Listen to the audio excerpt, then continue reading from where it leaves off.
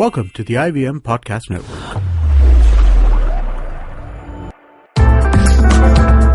You're listening to Pao Bites with the Daily Pao. This is Pranati, Amit, and Purva, and we're from the Daily Pao, a city-specific culture and food website. And this is Pao Bites. It's a series of mini episodes of podcasts that we run in the weeks between our fortnightly podcast, which is called the Paodcast. Now, in this episode, Purva will be interviewing Chef Gaggan Anand.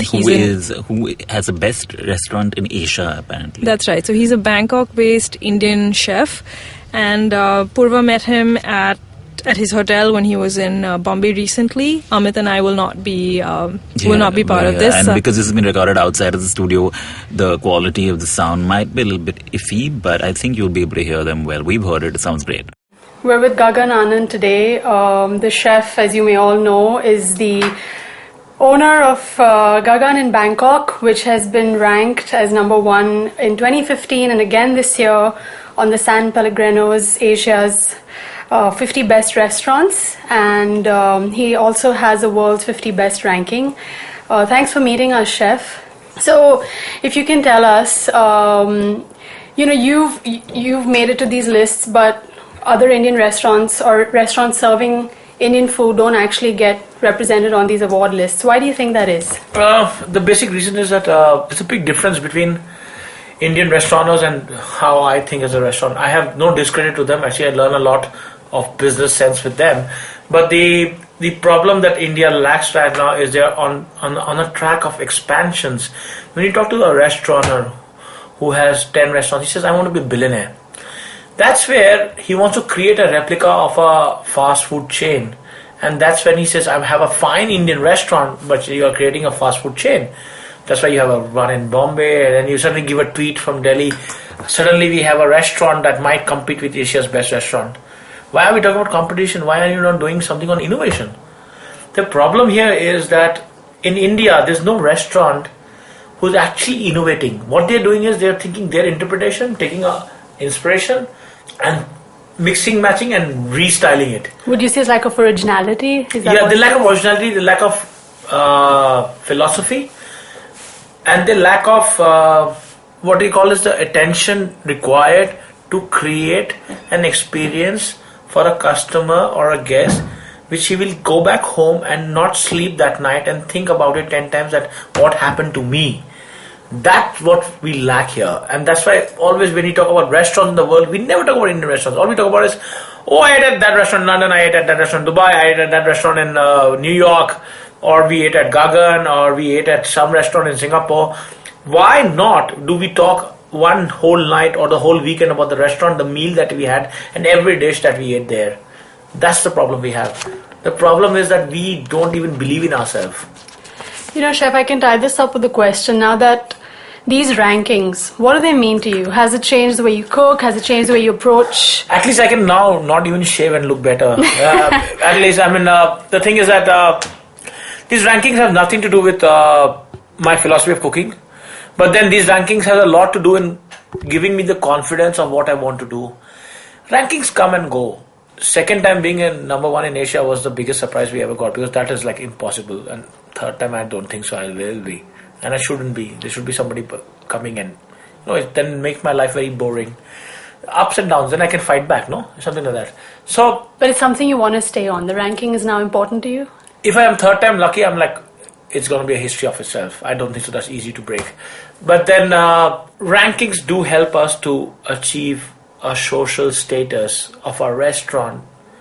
But suppose we are ranked number 3 next year or ranked number 10 next year. Will our food be bad? No, our food is improving. Our food is improving. Our personality of our restaurant is getting better. Some things, food, especially now, is like a fashion. And fashion so fast. You want to buy something today, wear 5 times and throw it back. And that's with food. So the loyalty of our customer is gone. To create a loyalty back is only by innovation. And that's the problem in this country.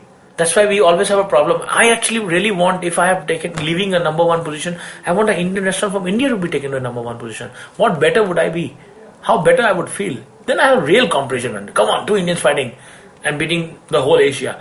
But then and I look back and I say like, oh my God, give me a restaurant. Somebody says, this restaurant is amazing, and then I go and see, it's very good food, but is that?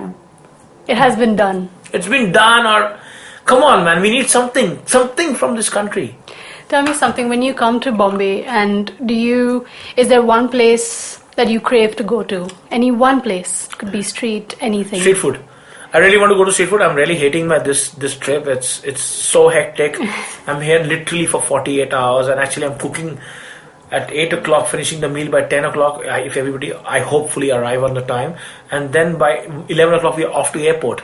This is the worst ever I've done, but that is the life that I carry now, and still I'll make the most of it. And I'm sure that tonight I'll be eating in a restaurant which serves good crab pepper fry. Or some seafood restaurant. Is there somewhere you generally go to, or we have Trishna as an option, and we have but I think so we'll end up in a Mahesh Lancham. Ghazali I went last time, but he put too much of Ajinomoto. Okay. And I'm allergic to Ajinomoto, so I caught him. Right. And he said, no, it's no Ajinomoto. I said, I'm really caught because I have to take my medicine. I was lying, but actually it was too much Ajinomoto. Right. The moment I eat anything with high Ajinomoto, I get very salivating, very dry, and my head spins. Okay. So I told him it's Ajinomoto, and he said, no, there's no Ajinomoto. I said, there is Ajinomoto, don't lie. And that was shocking. Yeah. Yeah, it is, because Ghazali is one of my favorite restaurants as and then they have a lot of Ajinomoto. Eat the same dish without Ajinomoto, it doesn't taste good. Okay, I will. Yeah. I'm going to keep this in mind, actually. Yeah. You said that you hate that you're on such a tight schedule here. Is this true of the nature of all your trips to Bombay, to India? It's always like in and out. Do you plan to do something that's a bit more? Well, yes, I mean, India is always, I find reasons, and I think pop-up is the right reason to at least come and connect it to the food, to meet you all. And then what fame will I be happy with if I am not famous in India? You think you're not already famous here? Not where I want to be. Okay. I don't want to be a guy who's on a cover of a magazine and showing off the watch I wear or the clothes that I carry. I want to be a guy who people would actually admire. You know what's my dream? I have this dream. I wake up at 5 in the morning, have this dream, I'm old, I'm walking probably on a stick, or I'm really old, and I'm receiving a national award, and the whole India looks up onto that award, and that not award is because I don't play cricket, nor am I literate, nor I've invented science. And it's an award for a country which is the second largest country in the world, and I have brought it to a destination, a restaurant that has challenged the whole earth. That's my victory. Tell me something, just tied to this as well. You said that you've got your eyes set on Japan very soon. What about Japanese food is thrilling for you? Like, what excites you about it? Japanese is the most protected cuisine. Mm-hmm. Japan is a land of perfection. Japan is a country where everything is perfect. Everything that I wear, everything that I go there for, my glasses, everything is because of Japan's influence on me. Japan is what India was 40 years back or 30 years back. I remember my early childhood taste. When you tasted a carrot in the winter, it tasted like a carrot. When you tasted a coriander, it tasted like a coriander. It tasted those rose, used to smell like roses. Now, the problem that I taste is it all tastes farmed, over-farmed products which has no taste. It just has color, beautiful looks, but in the end, the taste is gone. Go to Japan, a carrot tastes like a carrot. You won't get a carrot in a season when it's not supposed to be. You won't get the fruits that is supposed to be. And you get 4 seasons, proper 4 seasons. And these 4 seasons makes my life more challenging. Living in Bangkok, there's only 1 season, summer. So everything, because of its over-farming life, you get the same mangoes, the same thing every time, except maybe 10% change in the season.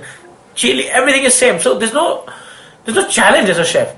Now, if I'm in a land that it snows so much that there's nothing to eat, that makes my life more challenging to create something out of there. Yeah. So that's the challenge I want. Talking about food, what does Gaggan eat at Gaggan when the service is over? Is there a staff meal? Is there something that's made for you every day? What's the one dish? We eat a family meal at every 5 in Thailand's opposite. We like to eat early and then it's supper that we might eat in the restaurant. Right. So at 5 o'clock in the evening we have the staff meal, and every day we have about 70 nationalities. So we allow everyone to cook a nationality every day. So there's a Mexican today, there's the ceviche, there is Japanese one day, once a month I cook. Okay. for everyone. Right. And last time I cooked a ramen, and before that I cooked a crab curry. And we all cook simple soul food of a country they come from. And we all eat it together. And we had a whole goat, so one day we made a whole goat biryani. So it's not that a family meal should have 2 desserts like a airline catering. 2 desserts, 1 salad, 1 soup, no. Family meal is your country, you cook something like tacos. We created tacos one day. Right. There was 2 Mexican guys, they did tacos. Then there was this British guy, he made British food. The Italian guy made pasta. So there are a lot of things that makes our life more interesting. Yeah. Yeah. One final question for you. You know, as a person who's constantly innovating, in your own words, what is the future of like modern food or progressive, which is something that you coined? I tend to be very skeptical of that skeptical word? about the whole thing because Yeah. everybody calls me molecular, all this cuisine, Right. non-Indian, Japanese influence. What we've turned out in last 6 years, if I calculate now, is basically a restaurant that started with innovation and it's gone its journey. When you come to Gaggan now, you eat Gaggan food. There are 2 types of restaurants. One restaurant we go for the cuisine. One we go for the chef's interpretation of food. Right. And I think my food has become like the interpretation of me as a person, the fun. My influence is Japan. My influence is Indian. My taste buds are very Indian. And I believe in perfection. And that, I believe I'm a minimalistic. And we make our customers, whether you are not an Indian, and if you are, whichever part of the world you are from, whichever expensive jacket you're wearing, you're eating with your hands in my restaurant, 70% of the food. Right. And that's the most funny part. Eat with hands. If you can't eat with hands, you can't eat in my restaurant.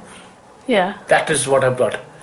Because eating with hand is the sensuality of the food. You touch the food, you feel the flavor. Food is sensual. It's like making love. They call it food porn. So you have to make love to the food. Right.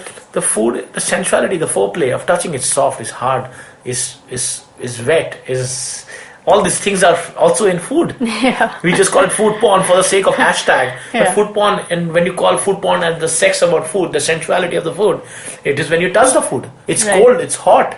Is it slimy? Is it wet? Is it running around? Is it fragile? Everything. Right. That is what we've done in this. And then, I don't know what I'm going to go where. That's why the pop-up is happening. So, to check back that, okay, are we on the right tracks? Does Indian like this, what we are doing? And Indians are no more boring people. Yeah. We don't want a dal makhni and naan. Indians now want 7 different cuisines on 7 different days and they don't want to cook at home. Yeah. The life has become too fast, especially in big cities. And the life has become too, which is sad in a way. We're losing our tradition, we're losing our grandma recipes. But if I am a restaurant and I'm an opportunist, this is the time to make money. So that's the thing. Great. That's a great note to end on. Thank you for being on our podcast, Chef Gaggan. Thank you. And we hope to have you back. I escaped only with sex and no. Thank you for being here. Thanks a lot, guys. Thank you. If you like listening to the podcast, you can also check out Cyrus Says, hosted by the Cyrus Brocha. It's an irreverent podcast on current events, urban India, politics, sports, civic sense, traffic, kids, food, and everything that matters. Well, mostly. Good evening, ladies and gentlemen. This is your captain speaking. Sorry to say, but there's been a slight delay due to the apocalypse having suddenly begun. As you can see, there's death, destruction, and chaos taking place all around us. But don't you worry, food and drinks will be served shortly, and I would recommend checking out IVM Podcasts to get some of your favorite Indian podcasts. We'll keep you going till this whole thing blows over. Thank you.